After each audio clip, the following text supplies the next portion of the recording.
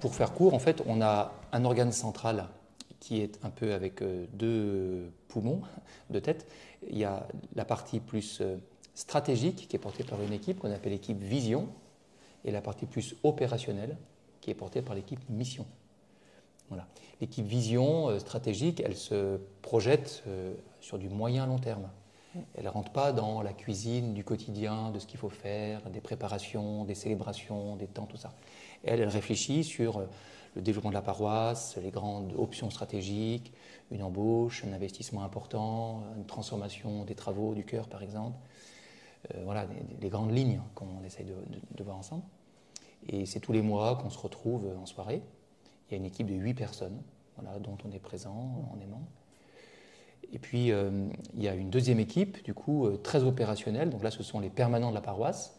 Donc c'est Caroline, Hortense, que vous avez croisé à l'entrée là, et moi, qui nous retrouvons un peu tous les jours quand on travaille ici, oui. Surtout le mardi, qui est un temps de travail un peu plus officiel, où on mange ensemble. Et on invite aussi dans cette équipe opérationnelle parfois une personne extérieure qui a une mission importante, comme un responsable de pôle, et puis qui peut contribuer dans sa compétence, et parce qu'on a envie de travailler avec cette personne-là. Voilà. Par exemple, on prépare un événement, on invite la responsable du pôle événementiel, et puis on travaille ensemble. On veut parler de la pastorale des enfants, on fait venir le responsable de la pastorale des jeunes, et puis on mange ensemble.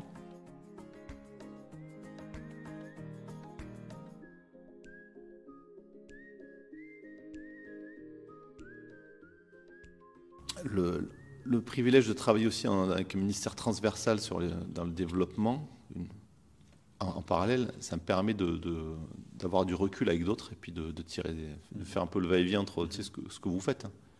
Tu as tes réalités, puis tu en parles avec les collègues. Moi, ce que je garde, c'est vraiment l'évolution, c'est plutôt d'être dans une posture d'accompagnement plutôt qu'une posture de leadership.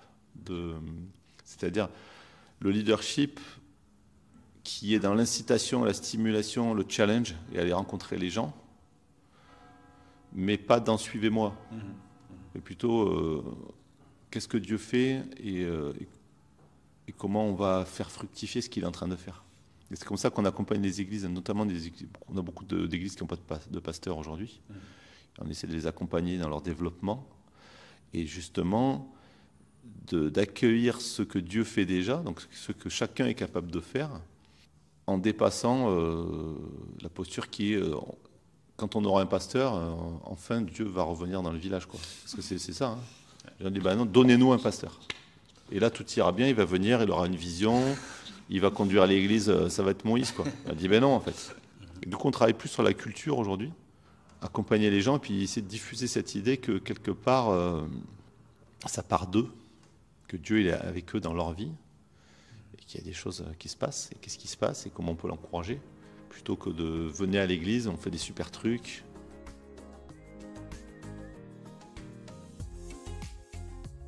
Autour de cet organe central, équipe vision, équipe mission, il y a 7 pôles qui représentent tous les services de la paroisse, organisés en 7 pôles. Un gros pôle très important qui est le pôle du dimanche. Oui, on a beaucoup parlé du dimanche, tout ce qui se passe le dimanche, l'accueil, la messe, les propositions de dimanche. Un pôle autour de la prière, écoute, guérison. Il faudra qu'on vous parle de la prière des frères, il est dedans.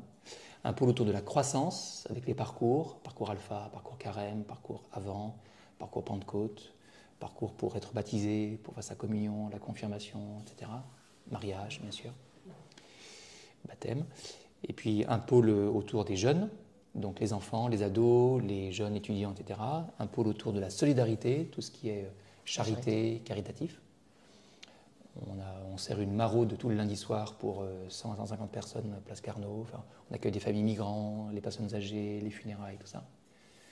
Et puis un pôle événementiel. Voilà. Et un 7e pôle un petit peu à part, qui est le pôle support, comptabilité, communication, RH.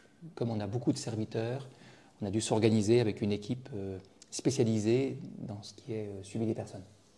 Mais nous, on est tellement, avec un système où les laïcs ont pris aussi beaucoup de place, nous, les laïcs, on a dit on aimerait que cette structure soit quelque chose peut-être un peu à part dans le diocèse, mais un test. Voilà. En fait, on est vraiment une paroisse laboratoire, voilà, qui teste beaucoup de choses nouvelles.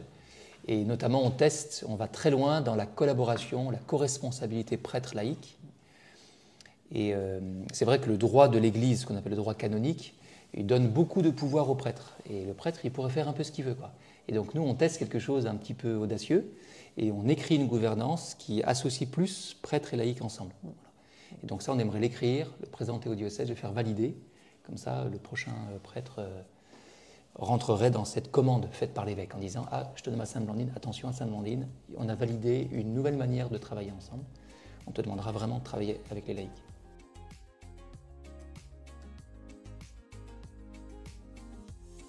Et puis écouter ensemble la parole, c'est quelque chose, comme je disais, dans les petits groupes. Avec l'Alexio. Avec l'Alexio Divina, ça c'est assez fort. La parole, elle parle d'elle-même à certains moments. Et nous, on se met souvent au milieu parce qu'on est des docteurs, c'est notre job. Pour moi, c'est très dur, hein, vous l'avez compris. Hein. J'ai toujours des trucs à dire. Donc apprendre à se taire et écouter, c'est dur.